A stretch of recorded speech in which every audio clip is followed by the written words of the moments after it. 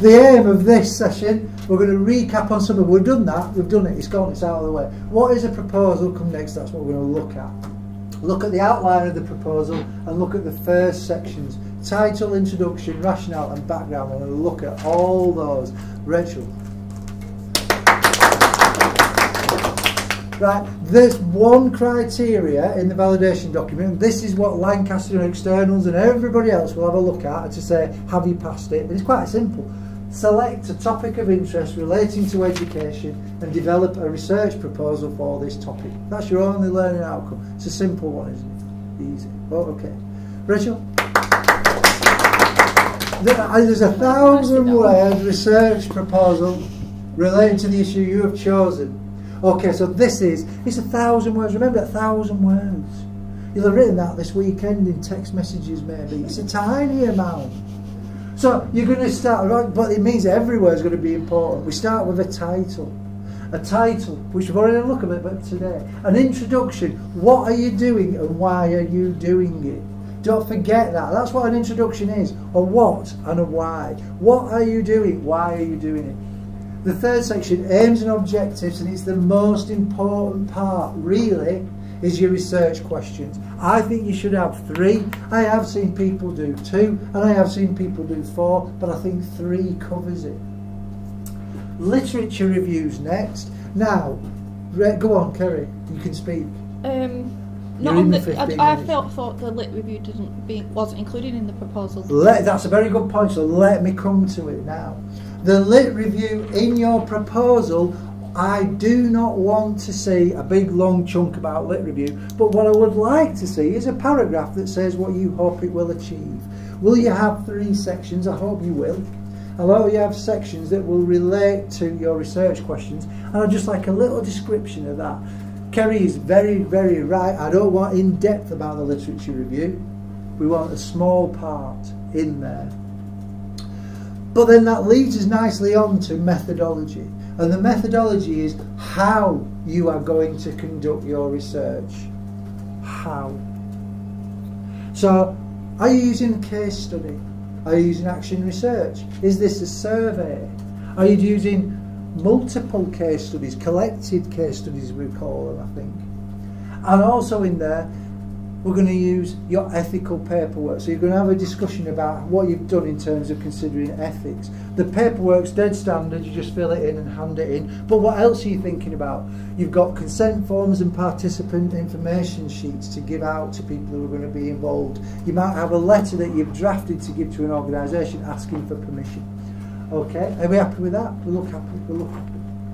And last, and definitely not least, in fact I began with this morning, is saying we should turn it upside down. Time scale. In time scale, what I want you to be able to think about is what you're doing on a daily, a weekly, a monthly basis toward your dissertation, and not thinking about it in abstract terms, being really concrete and saying, right, today I am doing, by this time next week I will have done. And where are you going to keep that material? We'll come to that a little bit later. Rachel? Okay, title. Right, these are the things that you can think about for title. Should be a clear indication of the content of your project. It can be a funny one, but even if you've got a funny one, I want a real one underneath it as well that gives some depth. It can be a title or a research question or both. So some titles are questions. Some titles are questions, but some are just statements. This is an action research project looking at the introduction of behaviour management in a secondary school in England. Some others are, so the question might be, what happened when a behaviour management programme was introduced to a school in England? So the same thing, one's a statement, one's a question. Further research questions will evolve from the main title, and they won't happen until, they won't formulate, we say on the slide, will not happen until later in your research, basically the aims and objectives period. Go on. Right, introduction, dead easy this bit, because it is what you want to do. It's the first time you tell us what you're doing. Don't forget, although you've been giving it lots of thought and thinking and turning it over, for most people who come to your proposal, it'll be the first time they've read it, and that's who you're writing for. So, what are you doing, and why are you doing it? Well, we just said. You might give some details of your own background, not when I was 4, but why is it of interest to you? I've used before 2 terms, the why and the wider why. So the personal why is the first one. Why is it important to you? The wider why is it important to me and to other people in the sector? Why are people in secondary likely to be interested in what you're doing? Why are people in primary or in community education or in the world in general, why are they interested in this? So you need to get some perhaps literature to back up the reason you're looking into this area. What prompted you study in this area? Why have you decided to do this? Was it a particular paper you read? Was it a newspaper article? Was it an experience you've had? Is it something you've experienced in school as a teacher or outside school as a parent? What is it that's led to this? And why is it relevant now, today, 2015/16? And part of your job is this concept of persuasion. It's not just descriptive. You need to convince someone that this is important. You need to persuade them that what you do in this research is going to answer questions that they really should know the answer to. Or at least, if they're not interested, be aware that there are groups of people that would be interested in this. Okay? Can I ask you a question? Yes. If what prompted you is something that came out of your research that you did last year, yes. How can you reference that? Yes. Even though it's unpublished? Yeah, you wouldn't reference it, you would make a link to it. Right. You wouldn't reference it as, Pine 2014. You would reference it in terms of, in my previous studies, I have researched, blah, blah, blah. I came across this paper and this case study, and they have led me to think more about how we can, Okay. Perfect. Now, aims and objectives, in brackets, research questions, and in red, it's in red again now, I must have known it was coming. Nothing is more important. Once you have the research questions, everything falls into place. And I think we've covered this because we've had a good chat, so I'll fly through them. 1, they need to be precise, a clear indication of what your research is about. Answerable, be aware of the size, the scope, and can you answer this question with the resources and the time available. There is just you. You have got probably up until about February, when after that you want to be writing it up. Not a lot of time, not a lot of space, not a lot of resource, so be clear about what you want to do. Locate your focus is number 3. Are you asking parents, students, staff, peers? This needs to be clear. So the stakeholder thing that we've just discussed. Be clear about who this is about and how it relates to the focus of your title. I'll come to that later. Number 4, are they linked to each other? So if your first question is something like, do marshmallows encourage students, in this case study, to participate in class?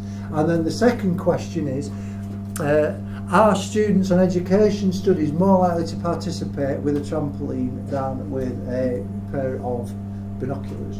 And so the questions might have some kind of random interest, but they're not linked to each other, not in any way. So keep the questions so that they link 1, 2, 3. They're all answering the title. They're not going off in abstract spaces. Number 5, very important. Are they ethical? We've got the new ethical paperwork, which we can go through and have a look at. Well, I'm going to let you have a look at, and we'll come to in more detail next week. But you can anticipate through clarity of your idea any dangers of damage or harm that your research could cause, and by identifying it, which it could, we avoid doing it. Nobody must die. Nobody should even be brought to tears, other than me and you in supervision. That might happen. The questions are a good indicator that the research is ethical and safe. So if your questions look nice and friendly and safe and ensuring and inclusive, they're unlikely to lead to some ethical misbehaviour later on. Okay, the last thing there I put, the research questions give focus to the dissertation, and in the proposal they allow the supervisor to see that you have clarity, structure, purpose and relevance. Just before we flick the slide, on the 8th of December, when the course consultant and the external examiner come and you make a 5-minute presentation, they only want to see 2 things or hear 2 things: what you're doing and what your research questions are. That's how important they are. once we've heard your research questions, we know whether it's a doable thing or not. So keep that in mind. Right, flick round. Literature review. Right, as Kerry, thank you, Kerry, for pointing out, we don't want a lot about this, but we do want a brief outline of the main research which is relevant to your study.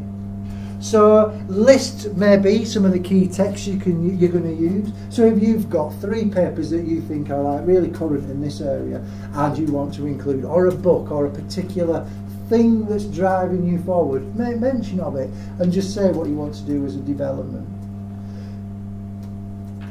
On the bottom line here, don't forget to include research texts as well as your topic-based literature. So it might be that you're looking at people who have researched in the same area as you. It's not always going to be the case that you're looking at your answers as dealt with by another worker. You might have found something in the research that's around about how you've come to this subject. Do you know why you've decided to take this angle and not another one? Why you're asking the students and not the teachers? Why you're looking at practice and not policy, for instance? Do you know? We'll talk about it more, but there's not a lot about literature review, but it is mentioned. Okay. In many ways, methodology, that was a light-hearted clap, that, by the way. In many ways, the heart of the research is where you highlight your ability to, because I put this in red, I'll say, choose the right tool for the job. If the introduction is the what, and if the research question is the what and the who, the methodology is the how. How are you going to conduct this research? Making absolutely clear that the research that you do and the way that you do it fits with what you want to know.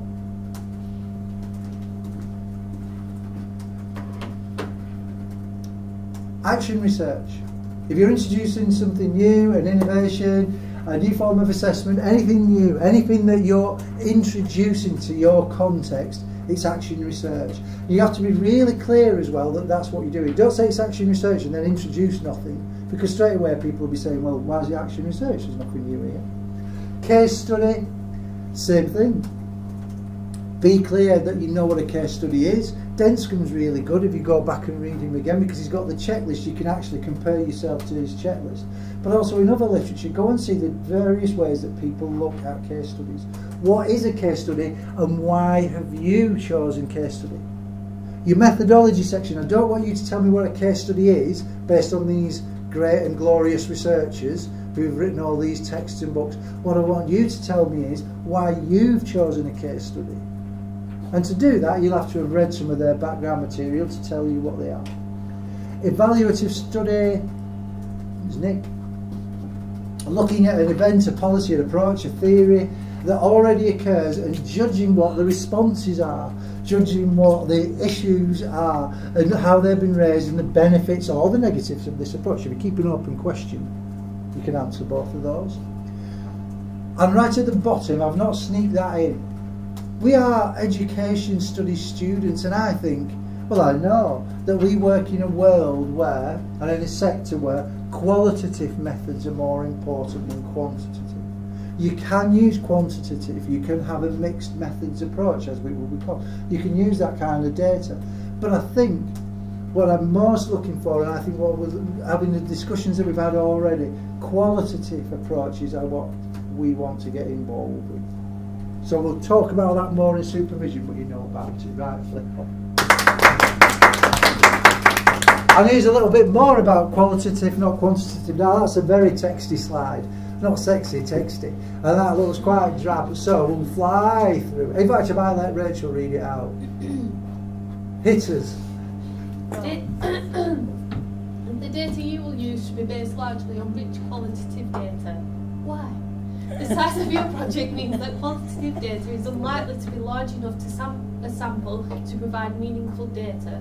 The nature of your degree is that you look at things from a social sciences perspective. Therefore, qualitative response, brackets rich data, is more meaningful. Validity/reliability are more likely to be seen through analysis of detailed rich data in a project of this size. And you can identify patterns more clearly from people's views than from questionnaires/data records, etc. Right, brilliant. Right, okay. Who wants to do the next bit? Kerry, do you want to do it?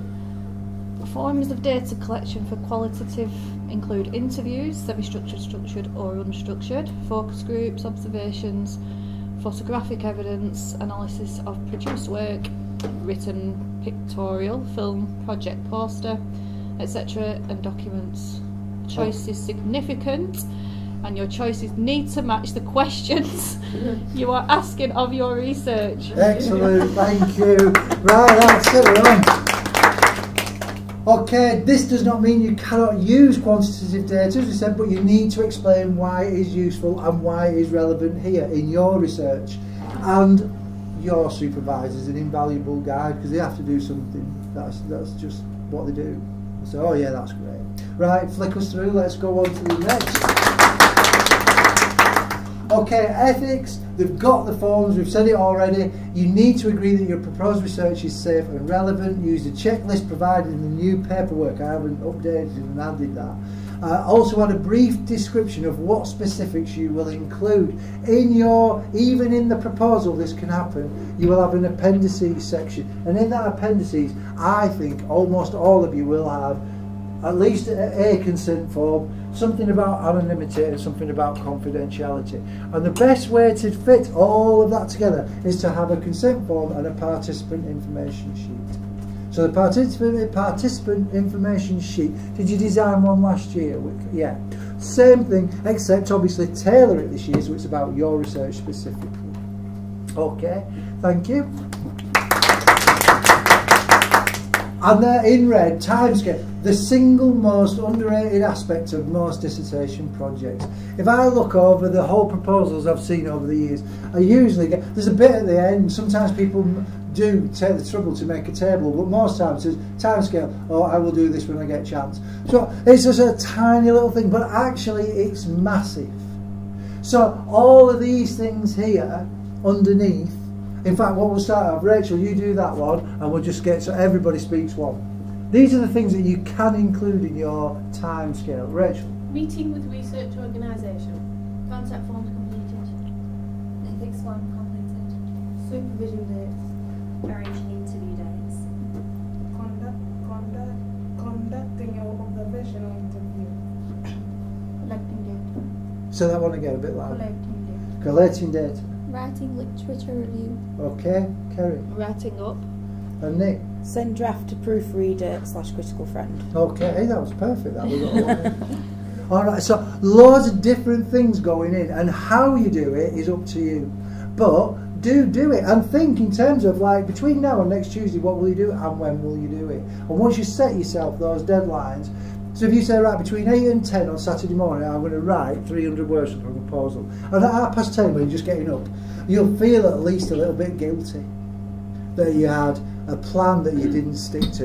And then next week you say, I don't want to feel guilty anymore, I want to feel good, I want to feel positive, I want to feel strong. So next week I'm going to get up at 7 and then run down a canal and then run all the way back and then come in and then do me 8 to 10 doing this. So this way we're getting into our mind that we're continually doing the work. Right, hit us, Rachel. I like putting that in, and I haven't put it in red or big, I put enjoy it. I put it really small because it's unlikely. But it should be something that you do. I have always said, and I've stopped doing it a little bit recently, but it is a long story, it's a narrative, it's a tale you're telling. So if you start thinking it to yourself, like what, you know, once upon a time, and then where do I begin with this, and what do I want to know, and then how am I going to do it, and then what did I find out, and then a conclusion where you bring it all together. It's not that bad, is it? It's not frightening. And it's only 8,000 words, which sounds a lot, but it's 4 2,000 word essays. Simple. Try and make it interesting, try and make it exciting, try and make it something that you would want to read. Now that can be quite liberating. Try and get rid of that, you know, that temptation to write in herewith or forthwith and herewith and all the. We don't need any of that. Let's be quite together with our writing and be friendly to the person who's reading it. Take them into consideration. They want to read something that's clear and positive. And even if you're finding something that's negative, that you think's negative, highlight that point. Say something. Oh, what I didn't expect to find was that some teachers were. You know, let's have it in a clear way. It's going to be nice. Right, I put this in red. This is true of all the first class we've ever had. It was characterised by the communication between the student and their supervisor. It's really difficult to get a first if you're not making contact with your supervisor, because there are elements to this dissertation that are easily missed. I'd say something like, I don't know, Jack Kerouac, great writer. Have you heard of Jack Kerouac, Rachel? Brilliant writer, you like him, I think. But he used to write on like toilet paper, because he wrote in spontaneous prose, so he just came out and went through his typewriter on one long block, and he didn't have to waste time swapping sheets of paper. It was all one thing. But the thing with him is, he wouldn't have passed a dissertation with that. He might have sold millions of copies and had people in films and that become a hero and have bookshops named after him and all museums, but he would not have passed his dissertation. So simple little things like how to structure it, go and see your supervisor, they can help you incredibly. Okay, no questions are stupid questions. They say that in every class, everywhere, but it really is true. I'd rather ask a question, or you ask a question of me, and we can answer it, rather than you go away pondering whether or not this is right or not. Just ask it, it doesn't matter. Best wishes and good luck I put there. I don't think that's the end there. Alright, next sessions, next week's speed dating. It is fast, but there's no dating. All we're going to do is, you're going to bring in your mind, hopefully on some paper, but you're not having to hand the paper in or anything, your idea as you have decided it and what you think your 3 research questions are. You're going to say it to 3 people, and you've only got a couple of minutes to do it to each person. And what we're going to try and do is refine it. So at the end of next week, you have got what you're going to do and what your 3 research questions are. They might need a little bit more work, but hopefully you'll be a bit closer. So between now and next week, just spend the time thinking about, right, what is my idea? What are my research questions?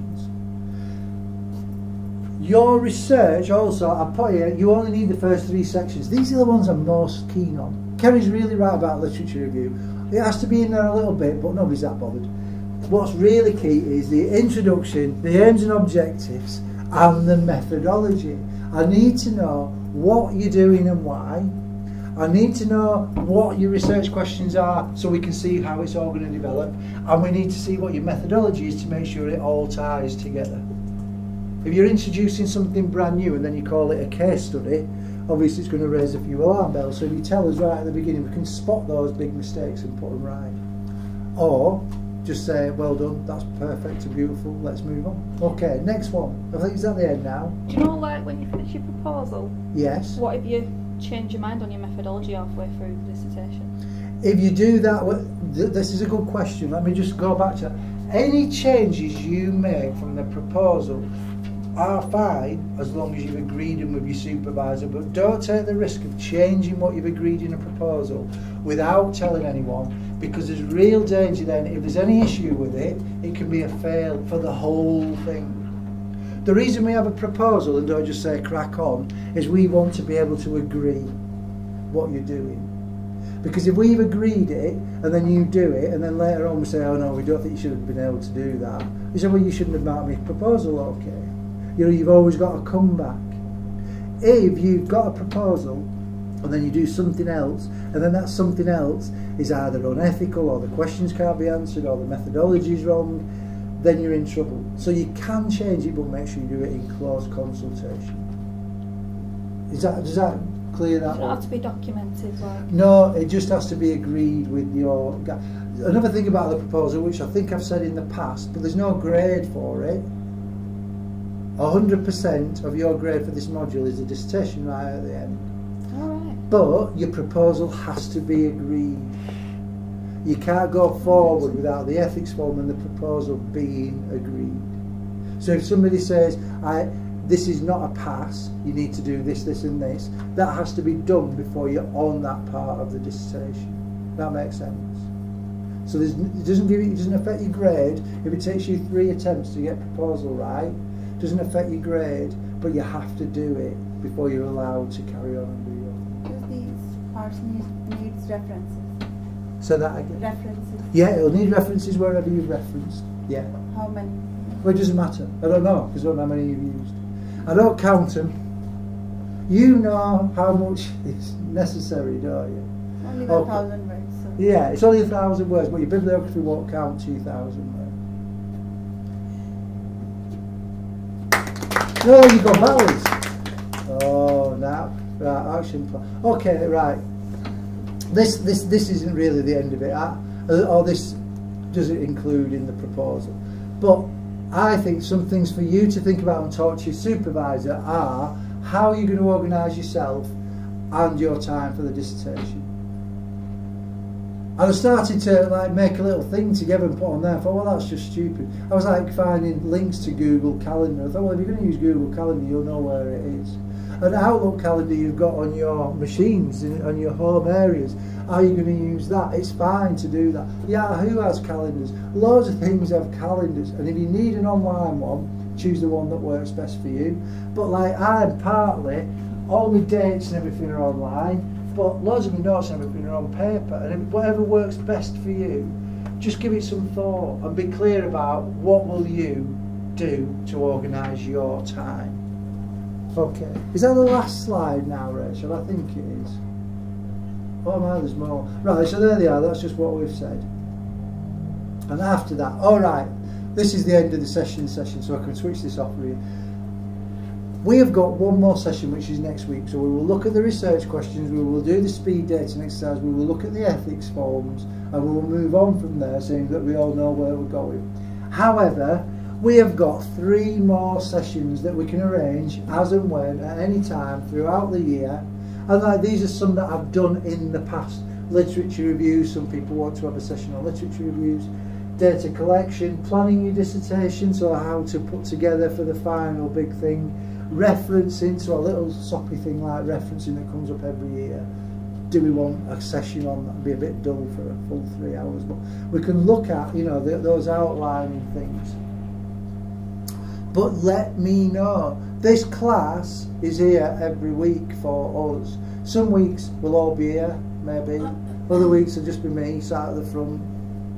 Is it just this classroom we're in now, or is it just going to be changed about all the time? It's this classroom. Permanently? Permanently. We moved because we've got less students than the people who've So gone. we're not on second floor anymore? No, we're in here. Just for this session. But this will be ours until the 29th of April.